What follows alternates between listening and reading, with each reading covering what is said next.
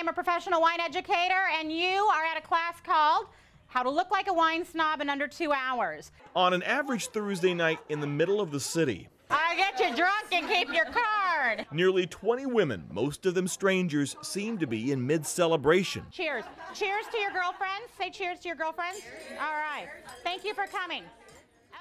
They're indeed celebrating and in fact toasting the glorious age-old beverage of wine. So what we're going to do here is we're going to learn a little bit about wine etiquette, and we're going to drink a whole lot of wine. If the OLCC is watching, it's not that much. The 2-hour class geared toward women is taught by wine professional Erin Marie of Beaverton's Wine Cellar Store. You know what's funny is that Kelly and I are working right now. Do you find that to be the funniest part? You all had to go to work today. We're at work. Cheers to us. We're smarter than you, in case you're wondering. Okay.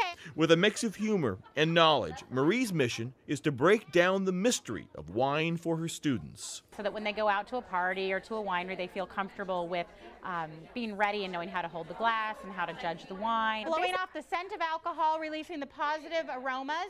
Among other things, the women learn how to correctly open a bottle. Every hour that a bottle of wine is open is roughly equivalent to 1 year of aging. Properly hold a glass, evaluate a wine.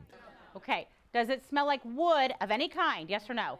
And perhaps most importantly, learn what kind of wine they personally like. To have a decent bottle of wine, they can start at, under $10 if you know what you like and if you know what you're really looking for. There's so many places to wine taste and get information, including just what you hear in the rumor mill. So it's great to clarify what the actual truth is.